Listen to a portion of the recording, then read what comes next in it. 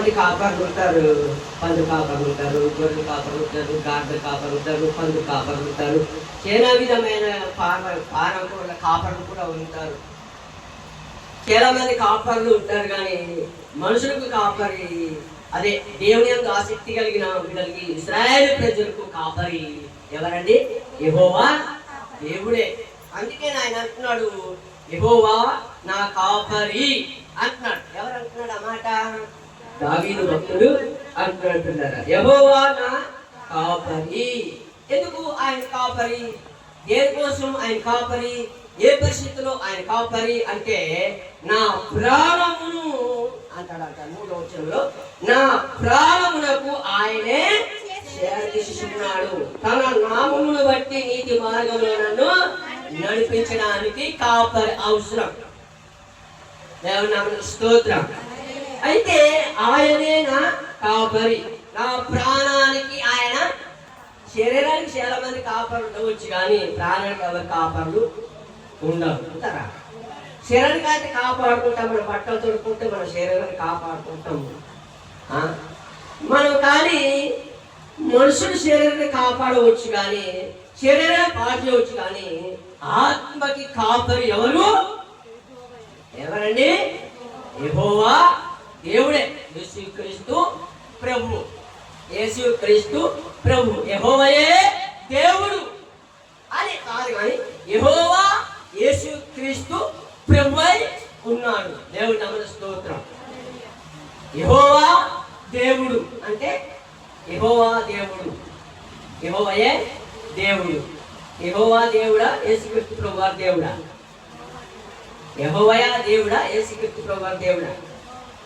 యెహోవా దేవుని నమ్ముకున్న వాళ్ళు ఎంతమంది ఉన్నారు? యేసుక్రీస్తు ప్రభు దేవుని నమ్ముకున్న వాళ్ళు ఎంతమంది ఉన్నారు?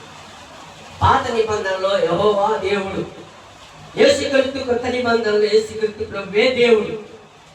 అయితే కాలంలో యెహోవా దేవుడు అల్లా, యేసుక్రీస్తు ప్రభువు పరిశుద్ధాత్మ శక్తి కలిగిన వాడు. అందుకని యేసుక్రీస్తు ప్రభు చెప్తున్న మాట ఏంటంటే, దావీదు ద్వారా, అంటే దావీదు ద్వారా యేసే గ్రంథం నుండి శిగురు పుట్టి దావీదు వంశంలో కలిసి యేసే నుండి మొద్దు పుట్టిన తర్వాత దావీదు చెప్తున్నాడు ఏంటంటే, యెహోవాయే నా కాపరి, నాకేమీ కలగదు. నేను పచ్చికల చోట్లను కరుణ చేసిన్నాను, శాంతికర జలములలో ఆయన నన్ను నడిపిస్తున్నాడు. హల్లెలూయా. మంచి దేనిలో నడిపిస్తున్నాడు? పచ్చిక గల చోట్లలోని, పంటమాల చోట్లలోని కాదు, చెడి ఆలోచన చోట్లోని కాదు, మృదన్న చోట్లలో కాదు, బంది వృక్షం చోట్లోని కాదు, మంచి కాలంలో మంచి చోట్లో ఆయన ఉంటున్నాడన్నమాట. దేవుని నామమునకు స్తోత్రం. హల్లెలూయా. యెహోవాయే ఎవరు కాపరి? యెహోవాయే నా కాపరి అంటున్నాడన్నమాట. యెహోవాయే ఆయన. ఎందుకు మన కాపరి అంటే ఇంకా చెప్పారు, ప్రాణాన్ని ఏం చేసేవాడు? నా ప్రాణమును చేరదీసేవాడు.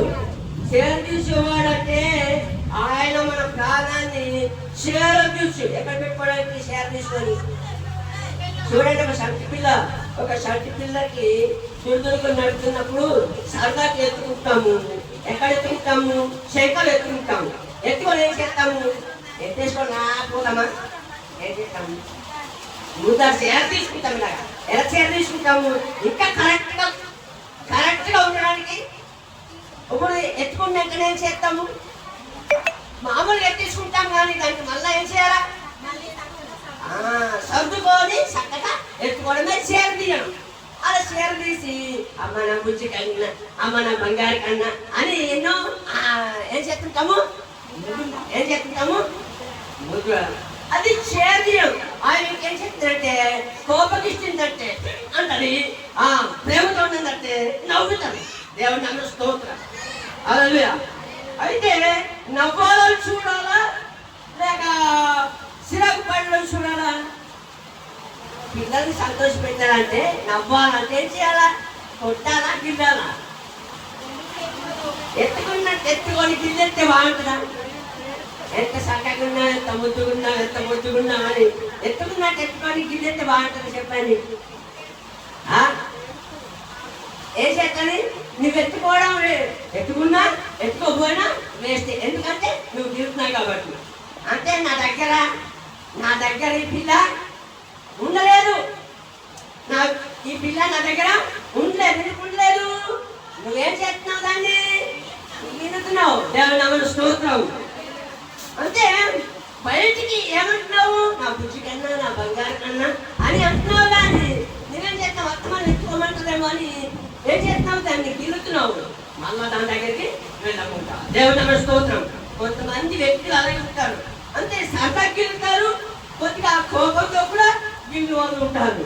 అయితే పిల్లలు తిన్నప్పుడు మనం ఇవ్వమన్నప్పుడు ఇచ్చినప్పుడు అది తిన్నప్పుడు మళ్ళీ అది ఇవ్వరు, మనకి ఇస్తారా?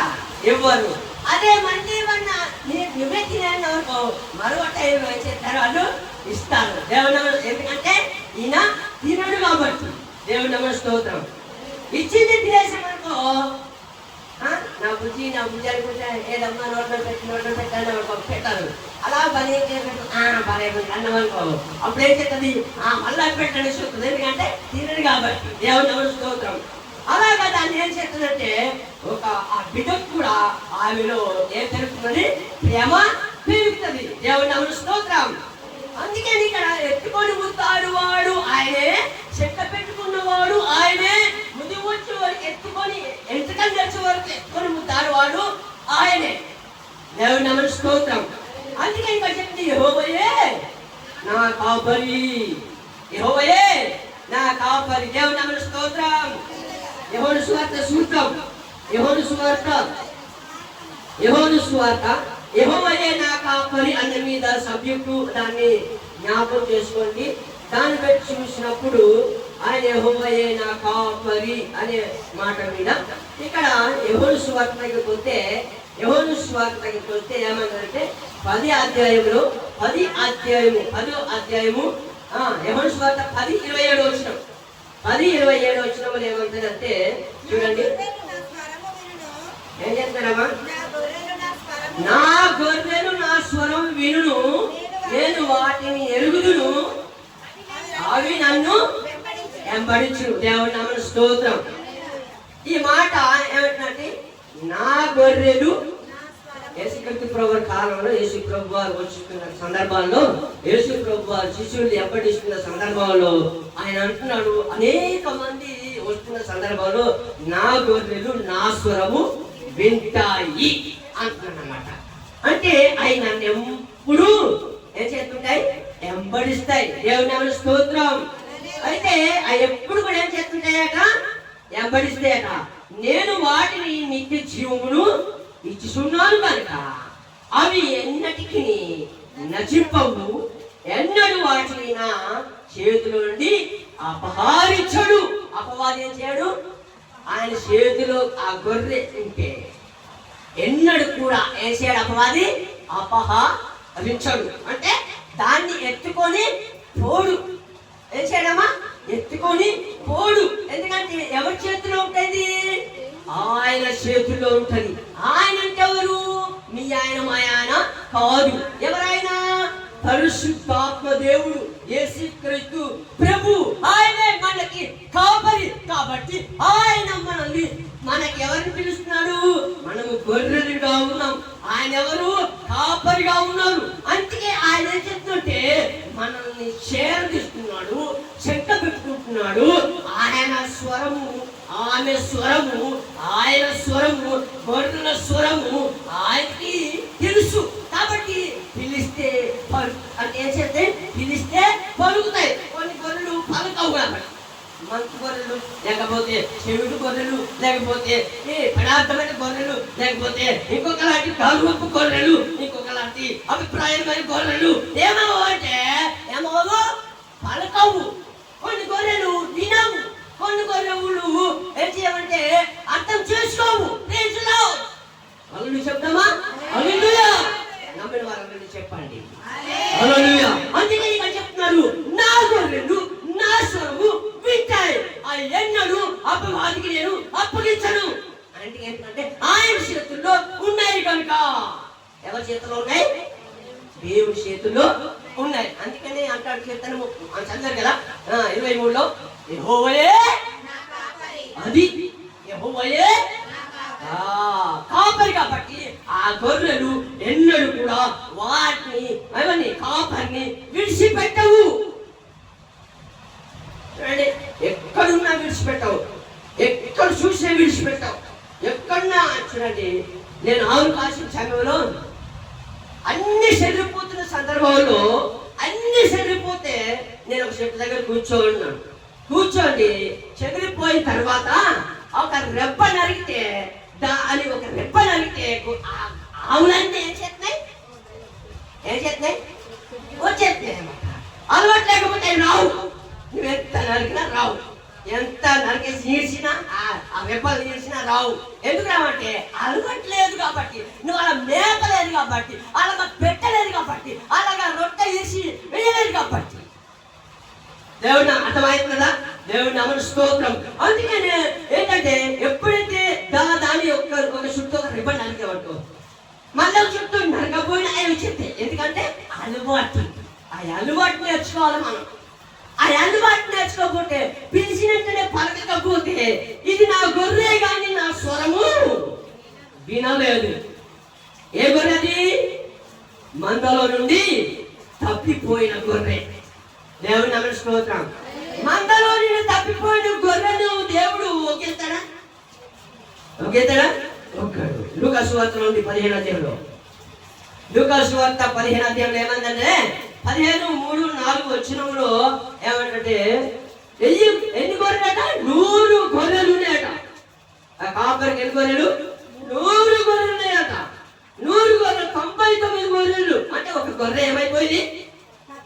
తప్పిపోయింది. ఎక్కడ తోలుకున్నాడు? అరణ్యం దగ్గర తోలుకెళ్ళాడు. అరణ్యం దగ్గర తోలుకెళ్ళి మంచి నేలలో పెట్టి, అంటే మంచి సముద్రమైన ఆ స్థలంలో ఉంచి చక్కగా మేపుతున్న సందర్భంలో తప్పిపోయిన గొర్రె ఎలాంటిదంటే మారు మనసు లేని గొర్రె. తప్పిపోయిన గొర్రె మారు మనసు లేని గొర్రె. అది ఎక్కడికి వెళ్ళాలో అర్థం కాదు, ఏం చేయాలో అర్థం కాదు, ఏ దూరంలో అర్థం కాదు, ఏ పొలంలో దూరంలో అర్థం కాదు, ఏలో దూరంలో అర్థం కాదు, ఎక్కడ వెళ్ళాలో అర్థం కాదు.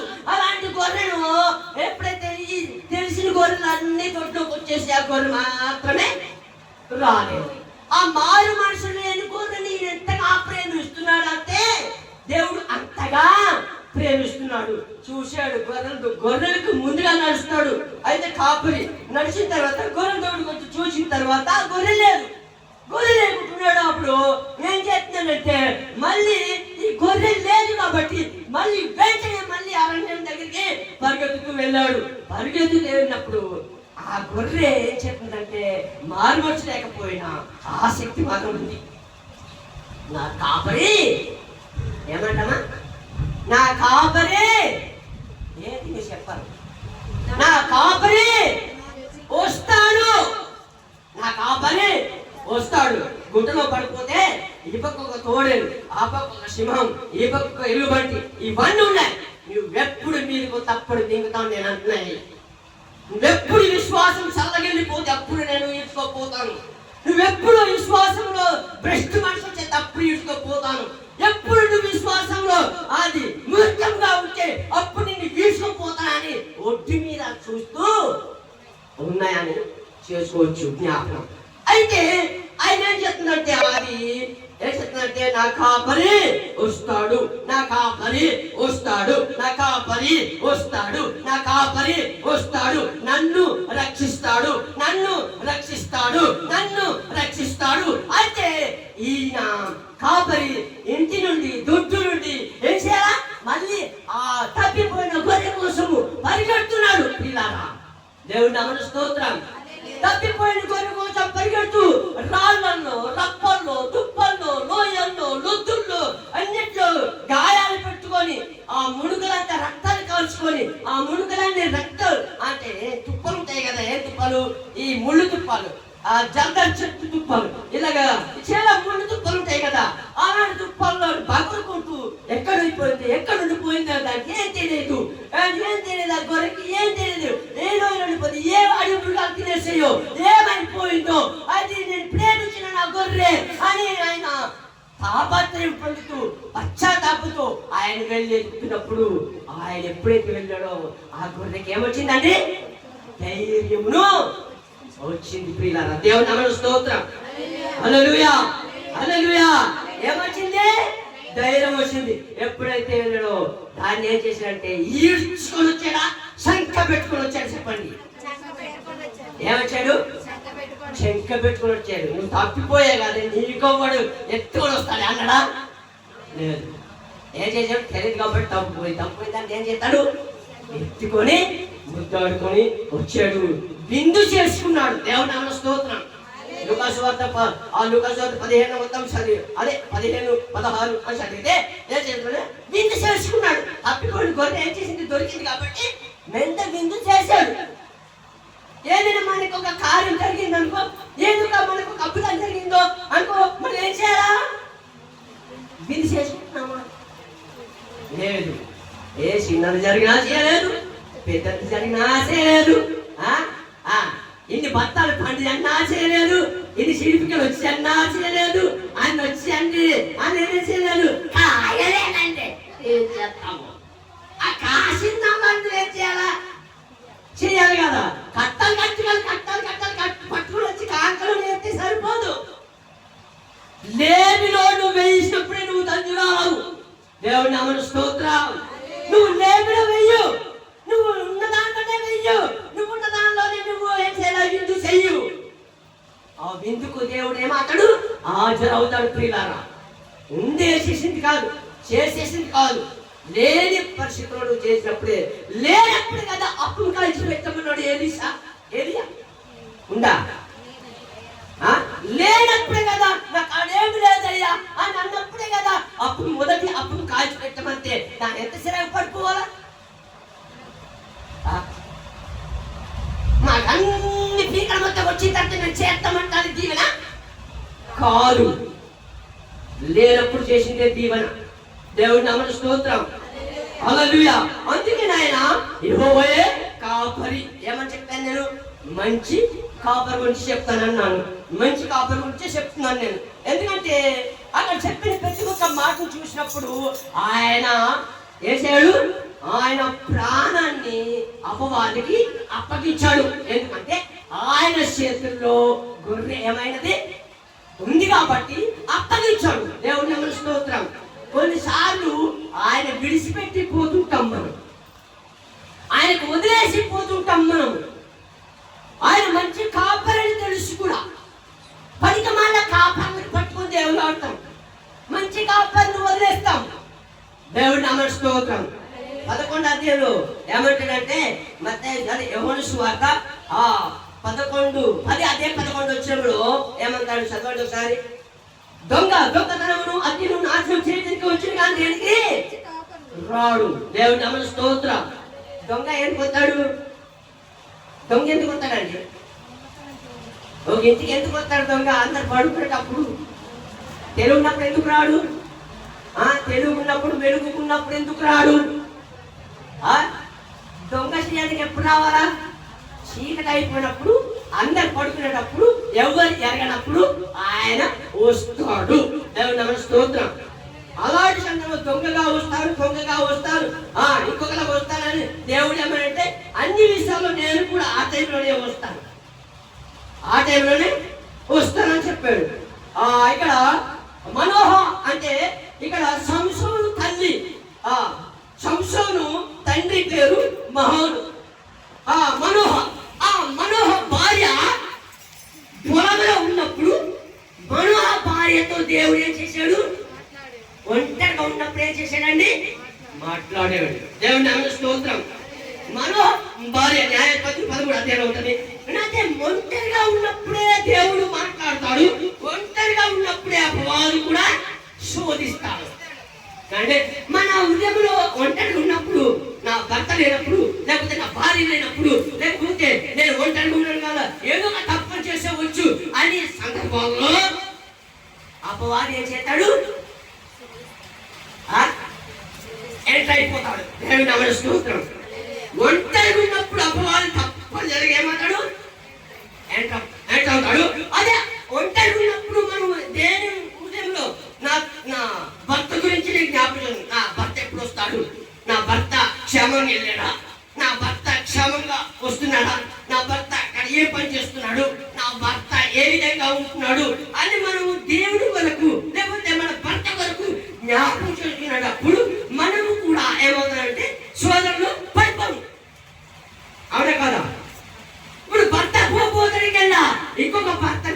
ఇంకొక ప్రియుడు ఉంచడం. ఆయన మా భర్త యాత్ర వెళ్ళిపోయినాడు, నా భర్త పలానా దేశం వెళ్ళిపోయినాడు, పలానా సంవత్సరం దాకా రాడు. ఆ సామెతలు అంటారు కదా, సంవత్సరం వరకు రాడు, నేను పులుక తీరా, నేను సమరక్షిస్తాను అని ఆలోచనతో ఉన్నప్పుడు అపవాది చెందినట్టే వెంటావుతాడు. నువ్వు ఒంటరి ఉన్నప్పుడు ఎవరితో మాట్లాడాడు? మనోహ భార్యతో మాట్లాడాడు. మాట్లాడి మనోహ భార్య భర్తతో చెప్పింది. ఎవరితో చెప్పిందమ్మా? ఏమండి, నాతో ఒక వ్యక్తి మాట్లాడాడు. ఆ వ్యక్తి దేవదూత రూపంలోనే ఉన్నాడు. ఏమన్నాడంటే, నువ్వు కొట్టాడు కనుక నీకు ఏం పుడతాడు? కుమారుడు పుడతాడని చెప్పింది. అయితే అప్పుడేమో నువ్వేం చేయకూడదు, నీ చిక్కలమైంది ఏ పదార్థములు కూడా తినకూడదు, ముట్టకూడదు, అంటకూడదు, తాకకూడదు అని భార్యతో చెప్పాడు. దేవుని నామమునకు స్తోత్రం. ఏం చెప్పాడమ్మా? నీచకరమైన పదార్థములు ఏది కూడా ముట్టకూడదని ఎవరితో చెప్తారు? మనో భార్యతో చెప్పాడు. దేవుని నామమునకు స్తోత్రం. ఇదేంటి ఇలాగవుతుంది? ఏం తినకూడదు, ఏం తినాలో మనకు అర్థం కాదు. అయితే ఆయన మళ్ళీ వస్తే బాగుండు, ఎందుకంటే మనం దిగాగా తెలుసుకుందామంటే ఆయన వచ్చినప్పుడు అన్నాడు, ఏమండి ఏం చెప్పారండి? ఆనాడు నీ భార్యతో చెప్పాను కదా, ఇంకా మళ్ళా నేను చెప్పాను, జ్ఞాపకం చేసుకొని మాట్లాడుకోండి అన్నాడు. ఎవరితో చెప్పాడు? ముందు మనోహ భార్యతో మాట్లాడాడు. మాట్లాడిన తర్వాత ఏ తినాలో ఏ తినకూడదు నువ్వే ఏం చేయాలమ్మా నిర్ణయించుకోవాలి. కానీ అత్తమాన ఏ తినకూడదు చెప్పండి అంటే ఆయన చెప్తాడా? భార్యతో చెప్పేశాడు కదా ముందు. దేవుని నామమునకు స్తోత్రం. అందుకని ఆయన మనకి ఎవరు? కాపరి. దేవుని నామమునకు స్తోత్రం. అందుకని ఆయన పెద్ద స్థాయిలో ఆయన ఫిలిస్తీన్ని జయించడానికి శక్తి ఇచ్చేవాడు, కుమారుడు అనుగ్రహించబడింది. న్యాయపత్రులు 13 అధ్యాయం చదివితే 13-14 చదివితే న్యాయపత్రుల సంస్థల గురించి ఉంటుంది, దాని గురించి ఉంటుంది. దేవుని నామమునకు స్తోత్రం. ఎందుకంటే ఆయన చెప్తున్న మాట, ఆయన వారిని ఎవరిని న్యాయాధిపతిని ఏం చేశాడు? మంచి న్యాయాధిపతిని ఫిలిస్తీన్లు జయించడానికి, ఫిలిస్తీన్లు ఓడించడానికి, ఫిలిస్తీన్లు జయించడానికి, ఇశ్రాయేలు ప్రజలను రక్షించడానికి మంచి కాపరిగా సేవకుని దేవుడు సంసోనుని ఎన్నుకున్నాడు. దేవుని నామమునకు స్తోత్రం. హల్లెలూయా. అయితే ఇక చెప్పింది మంచి కాపరి ప్రాణం పెడతాడు, జీవం పోస్తాడు, పచ్చికల చోటు నడిపిస్తాడు, శాంతి జీవంలో నడిపిస్తాడు, ఇవన్నీ నడిపిస్తానే ఉంటాడు. కానీ ఆయన మనల్ని చేరదీసేవాడు, ఆయన చింక పెట్టుకునేవాడు, ఆయన ముద్దాడేవాడు, ఆయన ఎత్తుకునేవాడు ఆయనే. దేవుని నామమునకు స్తోత్రం. చూడండి, ఆయనే మనలను పుట్టించెను అనున్నది 100 కీర్తన 3 చదువుతారా? 100 కీర్తన 3 ఆయనే మనల్ని పుట్టించెను అనున్నది. చదవండి ఒకసారి. గమనించండి, ఇయ్యండి అందరూ బైబిల్ ఉన్నాయి కాబట్టి. 100 కీర్తన 3 100 కీర్తన 3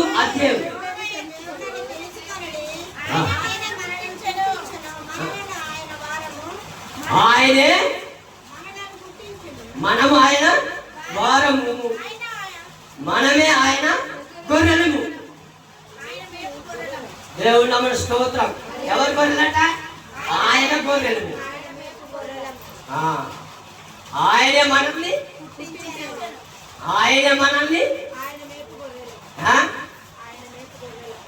మనం ఎవరిని అన్నదా కదా? దేవుని నామమునకు స్తోత్రం. ఆయనే మన కాపరి, ఆయనే మనల్ని పుట్టించాడు, ఆయన మనల్ని రక్షిస్తాడు, ఆయన మనల్ని భక్షిస్తాడు కూడా. కొవ్విన గొర్రెల్ని ఏం చేస్తాడట? యోహాను సువార్తలో ఉంటది. అంటే కొవ్విన గొర్రెల్ని ఏం చేస్తాడట? భక్షిస్తాడట. కొవ్విన వాటిని వినకుంటున్నప్పుడు ఏం చేస్తాడట? 11, 12, 13 అధ్యాయంలో చదివితే యోహాను సువార్త 10వ అధ్యాయము 11, 12, 13, 14 వచనాల్లో చదివితే కొవ్విన గొర్రెలు ఏం చేస్తాడట? భక్షిస్తాడట. దేవుని నామమున స్తోత్రం. శిక్షిస్తాడట కూడా అందులో ఉంది. దేవుని నామమున స్తోత్రం. హల్లెలూయా.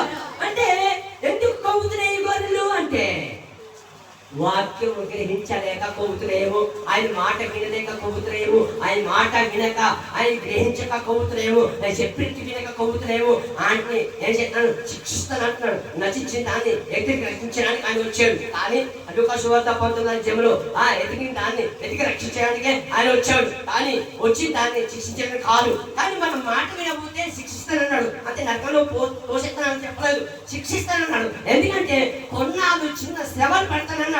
ఆ శ్రమల్లో అది పెట్టితే మన సేవ తీసుకుంటానన్నాడు. సేవ తీసుకునే జ్ఞాపకం ఇశ్రాయేలు ప్రజలు రామ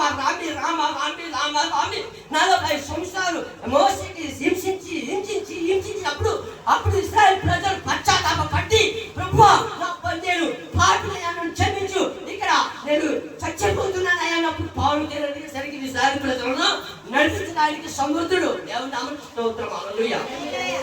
అందుకే మనము కూడా ఆయన మనల్ని ఆయన కాపరి, మనం ఎవరిని?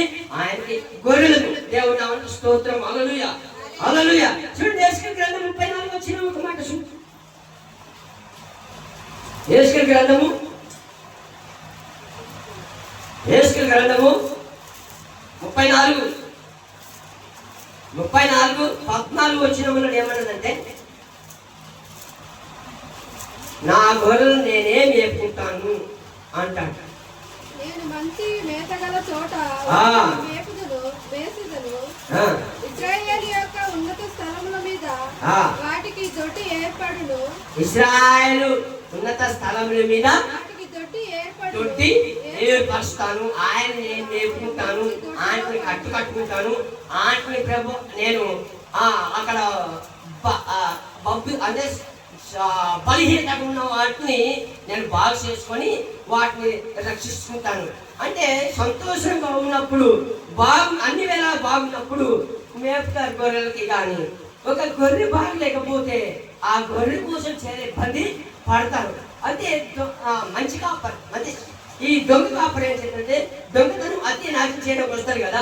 ఆయన ఏం చేస్తే మంచిగా ఉన్నప్పుడు ఎలా ఏం చేస్తానంటే ఆయన్ని నేను బాగానే కాసుకుంటున్నాను, నేను బాగానే కాస్తాను, నేను బాగానే చూసుకుంటాను, నీ సేవకుడు రాకపోయినా నేను చూసుకుంటాను, నీ సేవకుడు రాకపోయినా నేను ఉన్నాను, నేను అన్ని నా ప్రాణాన్ని పెడతాను, నేను ఉన్నాను కదా అని చెప్పి ఆయన బలితో తిట్టే ఏం చేస్తారంటే ఆ గొర్రెకి ఒకటి పారి పోతాడు. దానికి ఏం చేయాలి? వాక్యము అనేది ఇవ్వడు, ప్రార్థన అనేది ఇవ్వడు. అయితే ఆయన ఏం చేస్తాడంటే సామగ్రి దోచుకోవడానికే వస్తాడు తప్ప వాక్యాన్ని అందించడానికి ఆయన రాడు. పోలీస్ స్టేషన్ పెట్టడానికి వస్తాడు తప్ప దేవుని మీద ఆధారపడి నిత్యమైన వాక్యాన్ని అందించి సముద్రించి నిత్య జీవం ఇచ్చి ఆయన పరిశుద్ధంగా మంచి నీళ్ళు అంటే అక్కడ పచ్చిగల చోట్లను పరుండడానికి ఆయన రాడు. మంచి కాపరి మంచి నెలలో ఇస్తాడు, పచ్చిగల చోట్లో నడిపిస్తాడు, శాంతి జలంలో నడిపిస్తాడు. ఎటువంటి బలహీనత ఉన్నా ఆయన ప్రాణాన్ని ఆస్పద ఉంటాడు, ఆయన ప్రాణాన్ని ఇస్తాడు. కానీ ఆయన మాత్రం ఆ గొర్రె ప్రాణాన్ని మాత్రం ఇవ్వడానికి ఇష్టపడడు. అది ఎలా ఉండాలంటే ఆయన స్వరము వింటే, దేవుని నామమున స్తోత్రం, ఆయన స్వరము వింటే నా గొర్రెలు నా స్వరము వింటాయి. ఎన్నడూ నన్ను విడిచిపోవు. ఎన్నడూ నేను నా సేవకు నుండి ఎవరికి ఇవ్వను. నేనే వాటిని మేపుకుంటాను, వాటిని నేనే రక్షించుకుంటాను, వాటిని నేనే రక్షించుకుంటాను, వాటిని నేనే ఏం చేస్తాను. మంద కాసిన కాపరి మందపాలు తాగడా? చెప్పండి, తాగడా? దేవుని నామమున స్తోత్రం. ఎందుకంటే మంద కాసిన కాపరి మంద పాలు తాగుతాడు. కానీ మంద ఏంటంటే అంటే అంత ఒక దగ్గర ఉన్నప్పుడు అపవాది ఏం చేయాలంటే దగ్గరికి రాడు. దేవుని నామమున స్తోత్రం. హల్లెలూయా. అపవాదిని ఎదిరించడానికి మందంతా ఒకటైతే చూడండి, ఒక్క సింహము ఎదుర్కొంటున్నప్పుడు మందంతా గొర్రె కావచ్చు, మందంతా ఒక దగ్గర ఉండి ఇలా ముఖమే పెట్టేయాలకో ఆ సింహం ఏమైపోతుంది? పారిపోతుంది. దేవుని నామమున స్తోత్రం. ఒక్కొక్క గొర్రె ఉంటే చెప్తుంది ఏరుకొని పోతుంది. ఏంటంటే ఒక్కొక్క గొర్రె ఎందుకు ఏరుకొని పోతుంది అంటే అవి అమాయకుల్లా కనబడతాయి గొర్రెలు కాబట్టి. కానీ మందంతా ఏకమై ఉన్నప్పుడు గొర్రెలు ఏమంటే కొమ్ములు లేకపోయినా ఏం చేస్తాయి, ఎదిరిస్తాయని అని ఆ తోడేలు ఏమైపోతుంది, పారిపోతుంది. దేవుని నామమున స్తోత్రం. అందుకే ఇక్కడ చెప్తే ప్రతి ఒక్క మాట మనం జ్ఞాపకం చేసుకోవాలి. ఆయన మంచి కాపరి, ఆయన ప్రాణం పెడుతున్నాడు, ఆయన జీవం పోస్తున్నాడు, పచ్చికల చోట్ల నడిపిస్తున్నాడు, శాంతి జలములను నడిపిస్తున్నాడు. ఆయన ఎల్లప్పుడూ ఆయన మనల్ని చేరదీస్తూ ఉన్నాడు. దేవుని నామమున స్తోత్రం. హల్లెలూయా, హల్లెలూయా. మొదటి మాట ఏంటి? యెహోవాయే. ఆ మాట మీద అప్లై చేసుకోవాలి. ఏంటంటే యెహోవాయే నా కాపరి. మనం ఎక్కడికి వెళ్ళినా దేవుడే నాకు కాపరి. మనం ప్రయాణం చేసిన దేవుడే కాపరి, మనం వ్యాపారం చేసిన దేవుడే నా కాపరి, మనం ఏ తరిగినా దేవుడే నా కాపరి, మనం ఎటువంటి పరిస్థితులు ఉన్నా దేవుడే నా కాపరి, మనం ఎటువంటి ఎక్కడికి తుప్పల్లో డొంకల్లో ఏ పని చేసినా యెహోవాయే నా కాపరి అని మనం అనుకునేటప్పుడు దేవుడే మనకి కాపరి కాపరి కాపరి కాపరి కాపరి కాపరి కాపరి అన్నప్పుడు ఆయన మనసు కలిగి, ఆయన మనలో ఉన్న ఆ మన సంతోషం కలిగి, ఆయనలో మనల్ని ముద్దు పెట్టుకొని ఆయన నడిపించుకునే ఆయనే. దేవుని నామమున స్తోత్రం. హల్లెలూయా, హల్లెలూయా. చూడండి, లుకాసు వార్త 19వ అధ్యాయంలో చెప్పాను కదా, ఏమనంటే నశించిన దాన్ని వెతికి రక్షించడానికి 19వ ఏమనంటే ఏమైంది, నశించిపోతున్న దానిని ఎవరు నశించిపోయాడంటే జక్కయ్య నశించిపోయాడు. జక్కయ్య పాపాలు ఒప్పేసుకున్నాడు. ఆయన ధనమును అప్పగించేశాడు, బీదరికి అప్పగించేశాడు. ఆయన ప్రభువా నాలున్న భాగమంతానికి అప్పగించేసినాడు, ఈ బీదరికి ఇచ్చేసినాడు. ఆయన నశించిపోయాడు. మేడి చెట్టు ఎక్కాడు, దిగాడు, అక్కడికి వచ్చాడు. జక్కయ్య మీ ఇంటికి త్వరగా బస్సు చేయాలి, ప్రార్థించాలి అనేటప్పుడు త్వరగా దిగి త్వరగా వెళ్ళి ఆయన బస పెట్టాడు కాబట్టి ఆయన నశించిపోయాడు. అబ్రాహాము సంతానంలో వాడే, పితరులు ఉన్నవాడే, కానీ ఆయన నశించిపోయాడు కాబట్టి ఆయనకి ఏం చేశాడు, వెతికి రక్షించుకున్నాడు. ఆ వాక్యంలో ఉన్నదంతా చూస్తే వెతికి రక్షించుకున్నాడు. ప్రియులారా, దేవుని నామమున స్తోత్రం. అలాగే వెతికి రక్షించుకోవడానికి వచ్చాడు. అదే గొర్రెలు ఆయన స్వరము వింటాయి, ఆ ఎన్నడూ కూడా విడిచిపెట్టవు, ఎన్నడూ కూడా విడిచిపెట్టావు. ఫోన్ చేసినా ఫోన్ ఎత్తావు, ఫోన్ చేసినా ఫోన్ ఎత్తావు. గొర్రెలు ఎత్తాయా? చెప్పండి ఒక మాట. ఆయన గొర్రెలు ఆయన స్వరం వింటాయి, వింటాయి కదా. ఫోన్ చేసినా ఫోన్ ఎత్తావు గొర్రెలు. మరి ఏ గొర్రెలు? మీరే నేర్చుకోవాలి. మేమని కాదు, అందరు గొర్రెలు మనం దేవుడికి, మనందరం గొర్రెలే. కానీ పిలిచినప్పుడే వినవు, ఇంటాయని వినవన్నాడా? మంచో చెడో ఏదో ఇప్పుడు మాస్టర్ ఎందుకో చేసేయడానికి మరి మెసేజ్ ఉంటుందా? స్విచ్ ఆఫ్ మరి కనబడదా మెసేజ్? మరి ఎందుకు ఇస్తారు? ఏమన్నా ఎత్తున్నా సిమెంట్ గా ఎత్తిపోతారన్నా ఇత ఏంటి?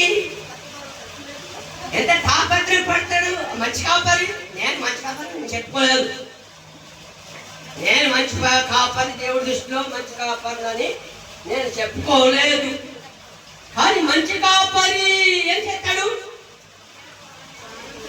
ఆయన స్వరం విన్న బిడ్డలకి ఏం చేస్తాడు? నా స్వరం వింటాయని ఎందుకు మృదుగా మాట్లాడుకుంటున్నాడు ఆయన. ఎటువంటిది ఆయన తెలుసు, కానీ ఎందుకు నా స్వరం వింటాయి అంటున్నాడు. ఆయన ఎన్నటి నన్ను విడిచిపెట్టబడుతున్నాడు, ఆయన ఎన్నడు నన్ను మర్చిపోబడుతున్నాడు. ఎన్నో అగాధాలు ఉన్నాయని బలిహీనతలున్నా ఎందుకు విడిచిపెట్టావు అంటే ఆయన హత్తుకున్నప్పుడే అంటే ఏమంటాడు కదా ఇక్కడ, ఏమంటే ఇక్కడ 15వ అధ్యాయంలో యోహాను సువార్త 15వ అధ్యాయంలో 7వ వచనం, నా యందు నీవు నీ యందు నా మాట నడుచుకుంటున్నాడు. నా యందు నువ్వు నీ యందు నేను ఉంటే నిత్య జీవం, అంటే ఏమంటారు ఇస్తాను అన్నాడు కదా. అదే ఆయన యందు మన యందు ఆయన ఏక మనిషి కలిగి ఉండాలి. పిలిచిన వెంటనే ఏం చేయాలి? పాలకాల. ఇప్పుడు సిగ్నల్ పడలేదు అనుకో, తర్వాత పడతాయా లేదా?